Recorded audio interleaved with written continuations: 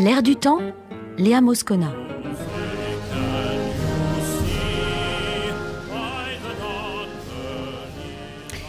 Où va la société américaine? Une violence accrue ces derniers mois, un permis de port d'armes maintenu, des tueries d'enfants à répétition, un droit à l'avortement remis en question, une démocratie paralysée.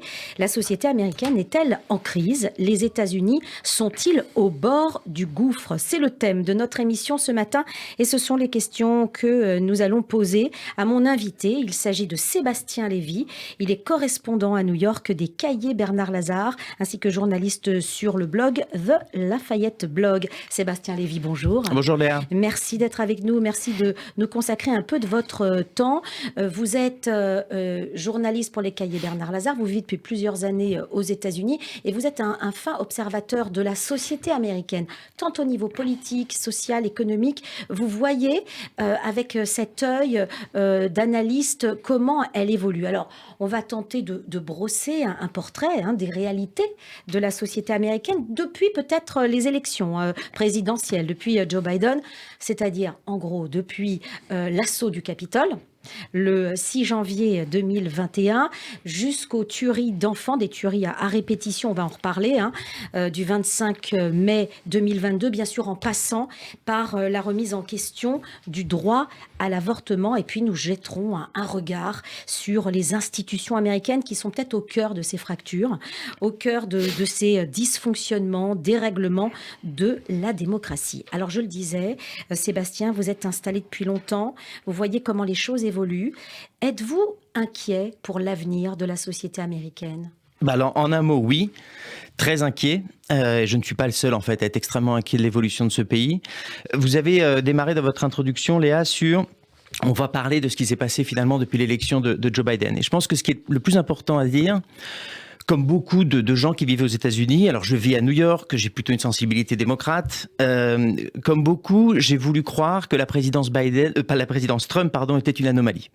Une anomalie statistique, une anomalie politique et que les choses reviendraient à la normale après sa défaite en 2020.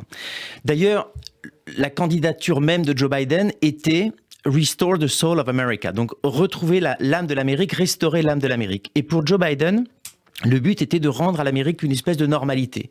Normalité à l'intérieur du pays, normalité à l'extérieur du pays, avec finalement le fait de retrouver un leadership à l'échelle internationale. Au niveau économique, c'est un petit peu vrai. Il a quand même un peu rétabli les choses au niveau économique. Le chômage a chuté. Le chômage a chuté, mais pour être tout à fait honnête, et je ne suis pas particulièrement trumpiste, il faut admettre que l'économie sous Trump ne se portait pas si mal que ça, et même elle se portait plutôt bien. Mais il y a eu la crise sanitaire. Et il y a eu la crise sanitaire qui a été gérée de façon absolument désastreuse. Quand je parle de normalité, le premier job de Joe Biden, ça a été de restaurer une confiance en la science, et notamment autour du Covid, et il y a eu enfin la reconnaissance finalement du Covid. Les maux aujourd'hui que rencontre la société américaine sont plus profonds, sont extrêmement profonds, et je pense que les difficultés actuelles de la société américaine, qui finalement s'est toujours pas relevée du 6 janvier 2021 et de la présidence Trump, finalement montrent que le mal est extrêmement profond et que finalement, Joe Biden, qui pouvait se présenter comme une espèce de médecin médecin généraliste pour restaurer la crédibilité américaine, en fait, aujourd'hui, je dirais qu'un Doliprane ne suffit pas. Il faut sans doute de la chirurgie lourde, et je pense que c'est ce qui se traduit en ce moment. Ce que vous êtes en train de nous dire, c'est que vous pensiez que c'était un mal conjoncturel, exactement, alors que c'est un mal structurel et que finalement c'est une lame de fond, mais qui se prépare depuis longtemps. À votre avis, l'émergence de Donald Trump, c'est le résultat d'un changement qui prend racine où et quand ? Alors, et c'est mon analyse et elle vaut ce qu'elle vaut. Pour moi, il s'est passé quelque chose de très important au début des années 1980, arrivée de Ronald Reagan. Oui. Et vous avez eu depuis 1980 une explosion des inégalités. Alors, pour faire court, le top 1% des Américains accaparait 10% des richesses en 1980, 20% aujourd'hui. À titre d'exemple, en Europe, on est passé de 10 à 12. Donc vous avez une explosion des inégalités qui a fait que vous avez eu en fait, pour notamment la classe populaire qui aspirait à rentrer dans la classe moyenne ou dans la classe moyenne, vous avez eu une stagnation, voire un recul. Vous avez eu un recul qui s'explique également par les difficultés particulières aux États-Unis sur l'accès à la santé, sur l'accès à l'éducation. Donc non seulement la vie est devenue plus dure dans le présent, mais elle est devenue quasiment bouchée au niveau de l'avenir. Donc, quand vous n'avez plus de présent, vous n'avez plus d'avenir, qu'est-ce qui reste? Il reste le passé. Et c'est pas étonnant que le slogan de Donald Trump, c'était Make America Great Again. Rendre sa grandeur à l'Amérique. Restaurer l'Amérique. C'est une Amérique, par contre, des années 50, une année 60. Oui. Et donc, je pense que Trump n'aurait pas été possible, sans doute, sans Ronald Reagan. Alors, il ne reste rien de Barack Obama avec Yes, We Can? Je pense que malheureusement, Barack Obama, qui pour moi a été un très très grand président, il y a en ce moment Joe Biden qui est en Israël, je pense que ça a été un grand ami d'Israël, mais c'est un autre débat également. Je pense que c'est plus profond que Barack Obama, et on se rend compte également que les leviers finalement à la disposition d'un président ne sont pas si étendus que ça, puisque vous avez eu, et j'aimerais vraiment insister sur un point très important, qui est qu'au moment même où le pays devenait plus jeune, plus moderne, plus urbain, vous avez eu une offensive en règle de la Cour suprême, des Républicains, pour finalement détricoter toutes les avancées sociales et démocratiques qui avaient été faites aux États-Unis depuis les années 60. Et vous avez eu en fait une offensive en règle par la Cour suprême des États-Unis, bloquer ces avancées sociétales. Et ça, même un Barack Obama n'a pas pu le faire. Alors, vous dites les Républicains, mais est-ce que les Républicains eux-mêmes n'ont-ils pas changé? Est-ce que le Parti républicain, en tout cas, c'est la lecture qu'on en a depuis la France? On a le sentiment que le Parti républicain n'est plus ce qu'il était avant, qu'il est devenu totalement extrême. Complètement d'accord, absolument d'accord. Où sont-ils? Alors, c'est une bonne question. Je vais vous donner un autre chiffre extrêmement intéressant. Vous avez eu en 1965 une loi, suite aux grandes marches pour les droits civiques de Martin Luther King, menée par Martin Luther King, une loi qui s'appelle le Voting Rights Act. Qu'est-ce que c'était le Voting Rights Act? C'était le fait de dire l'État fédéral a son mot à dire sur la gestion des élections dans les États, notamment du Sud, qui évidemment avaient tout fait pour bloquer l'accès au vote des minorités. Voting Rights Act, donc ça donne ce pouvoir-là à l'État fédéral. Ça a été ensuite, il y a eu un acte qui a été, tous les 10 ans, vous aviez en fait le Voting Rights Act au Congrès qui était voté. En 2006, c'est pas si lointain, 2006, c'est confirmé par le Sénat 98-0. En gros, tous les sénateurs républicains, tous, ont voté. 2006, on est sous la présidence George W. Bush. Aujourd'hui, le Parti démocrate voulait remettre en fait ce texte pour justement le reconduire. Quasiment pas un sénateur républicain a dit qu'il voterait, donc du coup ça n'a pas été soumis au vote parce qu'on savait du coup que ça ne pourrait pas passer puisqu'il faut 60 sénateurs pour voter un texte comme ça. Donc là vous avez une évolution majeure. Je pense que les sénateurs républicains et le Parti républicain en général est sans doute globalement respectueux des institutions. Simplement ils se sont rendus compte que Trump avait été capable finalement de les mener à la victoire, d'aller capter cette colère dont j'ai parlé, notamment des gens qui sont sortis du système à cause de l'explosion des inégalités. Trump étant un vaisseau qui leur permet d'aller au pouvoir. Et donc, c'est un pacte avec le diable. Et ce pacte avec le diable, finalement, ils sont prêts à le mener jusqu'au bout. Et si, à titre personnel, je suis absolument convaincu que si Trump est de nouveau investi en 2024, la grande majorité des républicains, que ce soit les élus ou les électeurs, voteront encore. Vont voter pour lui. C'est du cynisme. Et j'insiste, le rôle de la Cour suprême est absolument clé. Alors justement, expliquez-nous, parce que depuis la France, c'est assez complexe de comprendre un petit peu comment ça fonctionne lorsqu'on sait que ce n'est pas proportionnel. La proportionnalité, j'allais dire, entre la population et le pouvoir n'existe pas. Il y a un système où les sénateurs, ce sont les sénateurs qui choisissent les juges. À la Cour suprême, on est bien d'accord. Sauf que les sénateurs, comment sont-ils désignés? Alors, en fait, la Cour suprême, c'est une espèce de super cour de cassation, Conseil constitutionnel et Conseil d'État. Tout mélangé. C'est une institution extrêmement respectée, historiquement respectée. Donc les juges de la Cour suprême sont nommés par le président, confirmés par le Sénat. Ce qui est intéressant, en fait, c'est que la présidence, en fait, ça n'est pas un suffrage direct. Vous avez le collège électoral. Oui. Maintenant, je pense que les Français savent que vous pouvez être élu en ayant moins de voix. C'est ça. Mais à titre d'exemple, depuis 1992, les Républicains n'ont gagné le vote populaire qu'une seule fois, contre les démocrates qui l'ont gagné 7 fois. Malgré cela, les présidents républicains ont pu nommer 5 juges à la Cour suprême, autant que les démocrates. Pourquoi? Parce qu'il suffit en fait qu'un juge à la Cour suprême décède lors de mandat. Donc en fait, c'est horrible, mais c'est un petit peu le jeu de qui va se retirer ou qui va décéder. Donc, ce qui est fou, c'est que vous avez une dichotomie énorme entre le pouvoir le pouvoir du président, Oui. qui est donc donné par le collège électoral. Et l'opinion des citoyens. Et l'opinion des citoyens. Tout simplement. Et je rajoute le Sénat, parce que c'est très important d'insister, le Sénat confirme. Oui. Or, le Sénat aujourd'hui, pour donner encore une illustration en fait à nos auditeurs, aujourd'hui le Sénat est composé 50-50 démocrates républicains. Mais ce Sénat a été élu par 140 millions de démocrates, de voix démocrates, pour 116 pour les républicains. 114, 116. Et c'est ça qui est très difficile à Ça donne un Sénat à comprendre. 50-50. Donc vous avez une distorsion démocratique à la présidence et au Congrès. Ça donne aujourd'hui, vous avez aujourd'hui une Cour suprême qui est à 6-3, puisque c'est 9 membres pour les républicains, ou pour les conservateurs, pour les conservateurs, qui donc a des jugements qui sont en contradiction quasi complète avec ce que pense la majorité des Américains. Je donne un exemple. 70% des Américains estiment que le droit à l'avortement doit être constitutionnel. On va en parler. C'est ce droit constitutionnel qui a été saboté. 80% des Américains, 80%, donc quasiment une majorité même de républicains, estiment que le port d'armes devrait être beaucoup plus encadré aux États-Unis. Or, la vision de la Cour suprême américaine, c'est de donner un maximum de liberté, donc en respect du Second Amendment, du deuxième amendement, et une interprétation extrêmement exhaustive du deuxième amendement. Donc vous avez une dichotomie énorme entre les jugements de la Cour suprême et ce que pense l'opinion américaine.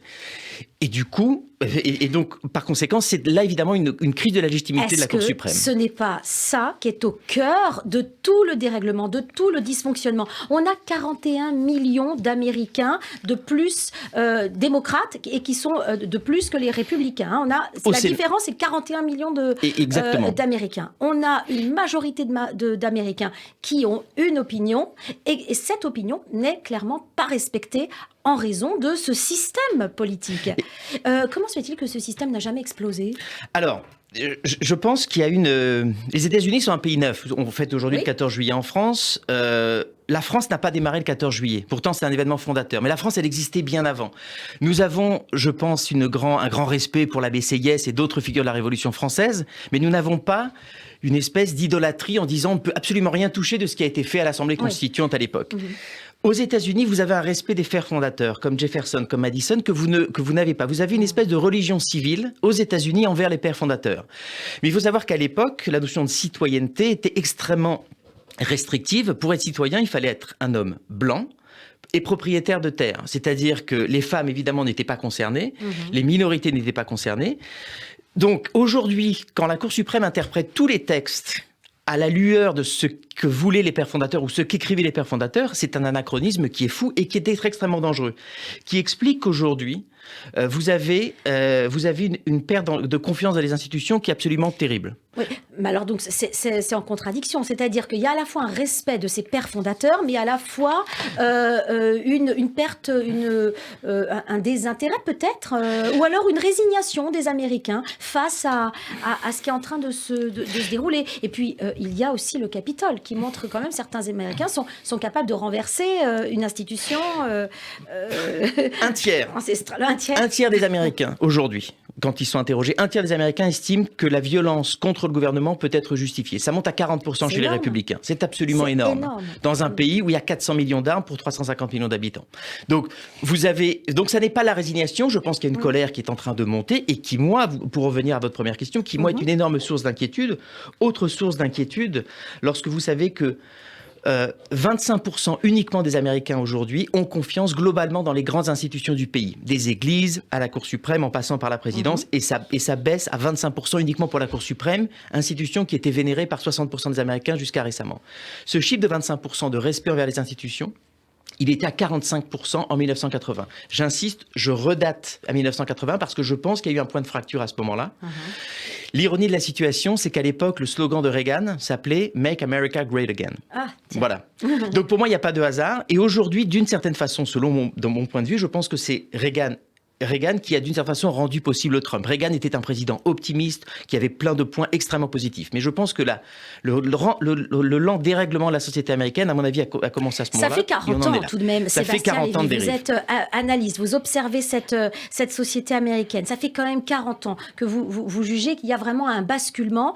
Est-ce que vous pensez que cette tyrannie de la minorité, parce qu'on l'appelle comme ça, dans l'ouvrage d'Alexis de Tocqueville, on parlait de tyrannie de la majorité, là, c'est un dérivé, si j'ose dire. Donc, on a une tyrannie de la minorité. Combien de temps ça peut durer comme ça? Combien de temps? Alors, moi, mon analyse, c'est que là, vous avez eu, suite en fait aux récentes décisions de la Cour suprême, vous avez eu de grandes manifestations à New York, à Los Angeles. En fait, les villes sont en train de se rendre compte, les villes, les élites urbaines, mais qui représentent la grande majorité de la richesse du pays, New York et Californie, c'est 25% de la richesse du pays, mais c'est 4 sénateurs sur 100. Eh oui. Jusqu'à quand? Et donc la question qui se pose, c'est jusqu'à quand en fait les Américains vont accepter d'être gouvernés en fait par les États ruraux centraux qui ont complètement leur légitimité, mais jusqu'à quand? Et la crainte aujourd'hui, c'est que la Cour suprême ne s'arrête pas là. Enfin, plus exactement, la Cour suprême, elle a ouvert une boîte de Pandore. Aujourd'hui, les États décident où est-ce que l'avortement est légal ou pas. Mais il est fort possible qu'une fois que les républicains au niveau national reviendront au pouvoir, l'avortement soit banni au niveau national. C'est possible maintenant parce que la Cour suprême estime que ça n'est pas un droit constitutionnel.